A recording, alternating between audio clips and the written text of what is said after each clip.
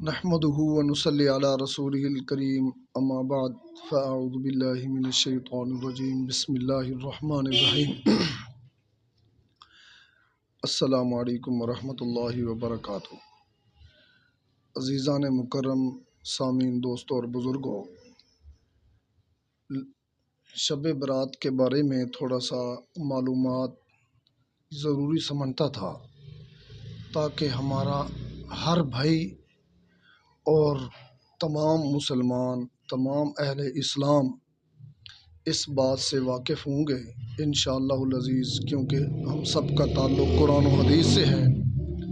لیکن کچھ لوگ ایسے ہیں کہ جن کو شب برات کی حقیقت کے بارے میں کچھ علم نہیں، جس کی وجہ سے کافی ایسے کام کرتے ہیں کہ جو کرنے کے نہیں ہیں، قرآن و حدیث کے خلاف ہیں۔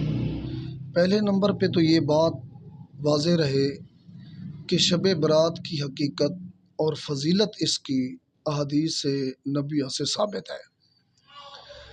تقریباً کچھ 17 صحابہ سے اس کی فضیلت منقول ہے۔ کچھ لوگ افراد کا شکار ہیں، کچھ لوگ تفرید کا شکار ہیں اس شب برات کے بارے میں، جیسے کہ آج کے دور میں سعودی عرب کے اندر بھی کافی لوگ شب برات کی حقیقت کو تسلیم نہیں کرتے۔ ان کے پاس دلیل یہ ہے کہ کچھ احادیث ایسی ہیں کہ جن کے اندر حضور صلی اللہ علیہ وسلم نے ان کی فضیلت تو بیان کی، لیکن روایت کے اعتبار سے وہ کمزور ہیں۔ جبکہ قاعدہ یہ ہے، اگر کوئی ایک روایت ایسی ہو جو سند کے اعتبار سے کمزور ہو، اس کی مطابقت میں اور احادیث بھی ہوں کہ جو سند کے اعتبار سے صحیح ہوں، روایات بھی زیادہ ہوں، تو کمزور روایات پر عمل کیا جا سکتا ہے۔ تو اس لیے 17 صحابہ سے جو روایات منقول ہیں وہ ساری کی ساری ضعیف نہیں ہیں۔ ان میں کئی ایسی روایات ہیں کہ جو سند کے اعتبار سے صحیح ہیں، تو اس لیے اس کی فضیلت حضور صلی اللہ علیہ وسلم کے فرمان کے مطابق بالکل مسلم ہے، اور اکابرین نے بھی اس کی تصدیق کی ہے۔ اور دوسری بات یہ ہے کہ شب برات میں یہ بات یاد رکھیں، کوئی خاص عبادت اس کا کوئی تصور نہیں ہے۔ جیسے کئی لوگوں نے خاص نماز شروع کر دی ہے، اس میں خاص نوافل پڑھتے ہیں، اور اس میں خاص قسم کے وظائف اور خاص قسم کی صورتیں اور خاص ایک طریقہ بنا لیا ہے۔ اس کا کوئی اسلام میں کوئی حقیقت نہیں، کوئی تصور نہیں ہے، کوئی خاص نوافل نہیں ہے۔ یہ ہے کہ اس رات میں اللہ کی رحمت متوجہ ہوتی ہے، انسان توبہ استغفار کرے، ذکر اذکار کرے، قرآن پاک کی تلاوت کرے اور اللہ تبارک و تعالیٰ سے معافی مانگے، تو اس رات وہ جاگ کر اللہ تعالیٰ کے ساتھ خصوصی لگاؤ لگائے، جو عبادت وہ کر سکتا ہے کرے۔ اس میں خصوصیت کسی چیز کی نہیں ہے کہ فلاں نوافل پڑھے اور اس طریقے سے پڑھے، کوئی خاص طریقہ ہو یا خاص کوئی نوافل ہوں، یا حضور صلی اللہ علیہ وسلم نے کوئی خاص طریقہ بتلایا ہو، اس طرح کی کوئی بات نہیں ہے۔ کئی لوگوں نے یہ نمازیں نکال لی ہیں خاص طریقہ ایک شب برات کا، یہ حالانکہ بے اصل ہے، اس کی کوئی اصل نہیں، کوئی خاص طریقہ نہیں بتلایا۔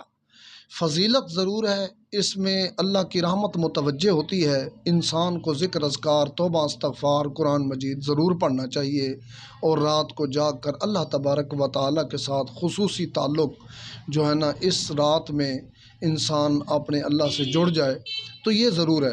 لیکن خاص کسی عبادت کا طریقہ نہیں، کسی حدیث سے ثابت نہیں ہے۔ اور کچھ لوگ چراغاں کرتے ہیں اور اس کے بعد پھر ایک جتھے بن جاتے ہیں اور خاص عبادت کے لیے بیٹھ کر یا صلاۃ و تسبیح خاص طریقے سے شروع کر دیتے ہیں۔ بعض لوگ تو جماعت کی نماز بھی کرانا شروع کر دیتے ہیں، جیسے عید کی نماز جماعت کے ساتھ پڑھی جاتی ہے، اس کا اہتمام، یہ سب غلط ہے۔ اس کا رواج، یہ سب رسومات ہیں، کیونکہ حضور صلی اللہ علیہ وسلم سے جو بات ثابت نہیں ہے، جس کا تعلق قرآن سے بھی نہیں ہے، حضور صلی اللہ علیہ وسلم نے وہ اعمال کیے بھی نہیں ہیں، صحابہ کرام نے بھی وہ اعمال نہیں کیے۔ اگر ہم اس طرح کے کوئی اعمال کریں گے تو وہ بدعت بن جائے گی۔ بدعت کو اس طرح کی کوئی نئی چیز نہیں۔ بدعت اس کو کہتے ہیں کہ جس کا تعلق رسول اللہ صلی اللہ علیہ وسلم کی کسی سنت سے نہ ہو، حضور صلی اللہ علیہ وسلم کے قول فعل کے ساتھ اس کا کوئی تعلق نہ ہو، قرآن حدیث سے اس کا تعلق نہ ہو، صحابہ کرام سے کوئی تعلق نہ ہو، اور اس کو دین سمجھ کے کیا جائے، اس کو بدعت کہتے ہیں۔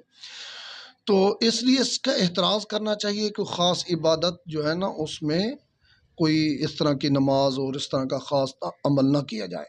دوسری بات یہ ہے کہ کچھ لوگ حلوہ اس میں بناتے ہیں اور بغیر حلوے کے شب برات کو گزارتے نہیں ہیں، اور پھر حلوہ ایک دوسرے کے گھروں میں تقسیم ہوتا ہے۔ یہ بھی اس کی کوئی حقیقت نہیں ہے، اور کہتے ہیں کہ جی حضور صلی اللہ علیہ وسلم نے احد میں حلوہ پسند کیا تھا، حضور صلی اللہ علیہ وسلم کے دندان مبارک شہید ہوئے، اور احد کے اندر حضور صلی اللہ علیہ وسلم نے وہ نرم غذا استعمال کی، جبکہ اس کی کوئی حقیقت نہیں ہے۔ احد میں حضور صلی اللہ علیہ وسلم کے دندان مبارک شہید ہوئے، لیکن حضور صلی اللہ علیہ وسلم نے یہ نہیں آتا کہ حلوہ اس وقت پسند کیا تھا، یا حضور صلی اللہ علیہ وسلم نے اگر کوئی غذا نرم پسند بھی کی ہو تو اس کا کوئی تذکرہ نہیں ہے۔ تو احد کا تعلق شب برات سے ہی نہیں ہے، اس لیے حلوہ خاص طور پہ پکانا، اور جو نہیں پکاتا کہتے ہیں جی دیکھو شب برات پہ بھی حلوہ تقسیم نہیں ہوا، نہیں بنایا، تو شب برات بغیر حلوے کے گزارتے نہیں ہیں، یہ سب بے اصل ہے، اس سے احتراز کرنا چاہیے۔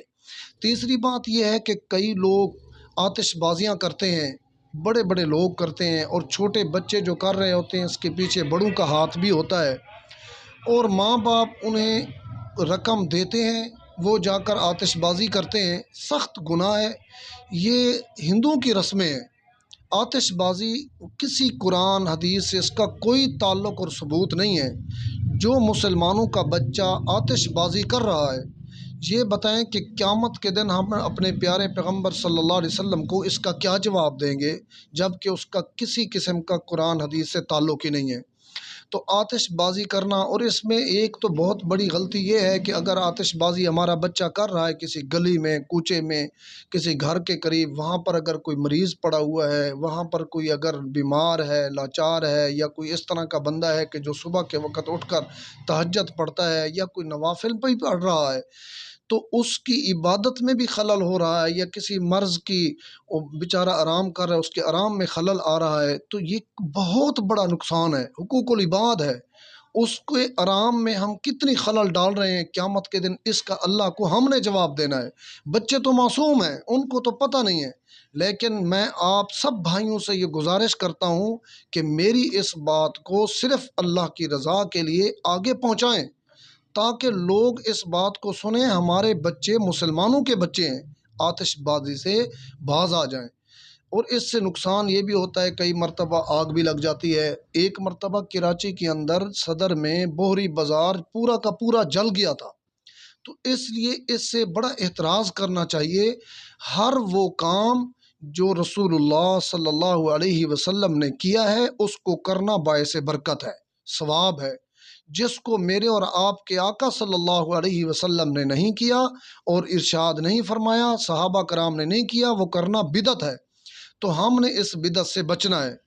تو اس کی مثال بزرگوں نے بڑی عجیب لکھی ہے، بدعت کی ایک مثال دیتا ہوں کہ ایک مرتبہ ایک آدمی کسی جگہ پہ مہمان ہوا، تو اس کے سامنے کھانا پیش کیا گیا، تو اس کے ساتھ ایک بڑا سا ڈنڈا بھی رکھ دیا گیا، اور اس مہمان نے پوچھا کہ یار یہ ڈنڈا کیوں رکھا ہے؟ انہوں نے کہا جناب یہ ہمیں پتہ نہیں ہے، ہمارے بڑوں نے ایسا رکھا تھا تو ہم بھی رکھتے آ رہے ہیں۔ اس نے کہا کہ اس علاقے میں آپ کا کوئی بڑا جو اس پورے علاقے میں بڑا ہو وہ مل جائے گا؟ انہوں نے کہا جی بالکل۔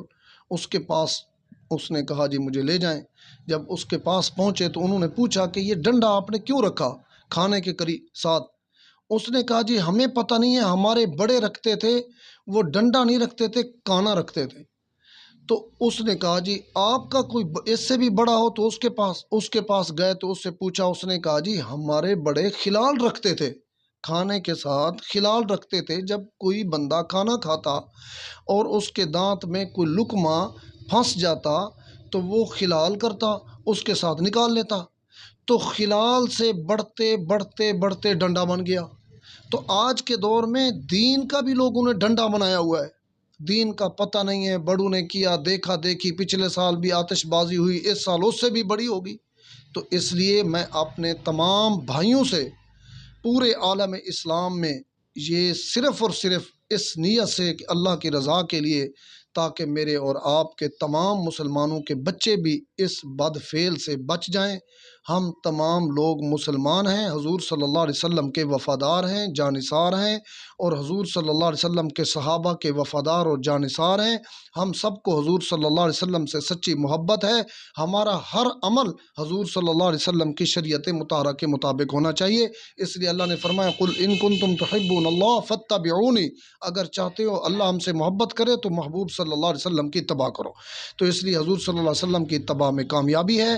تو میں تمام دوستوں سے یہ گزارش کروں گا کہ اس ویڈیو کو زیادہ سے زیادہ شیئر کریں تاکہ تمام مسلمانوں تک یہ بات پہنچ جائے اور ہر مسلمان اس پر عمل کرے۔ اللہ تبارک و تعالیٰ میری اور آپ کی آخرت بنا دے، اللہ ہم سب پر راضی ہو جائے، اللہ تعالیٰ عمل کی توفیق عطا فرما دے۔ السلام علیکم ورحمۃ اللہ وبرکاتہ۔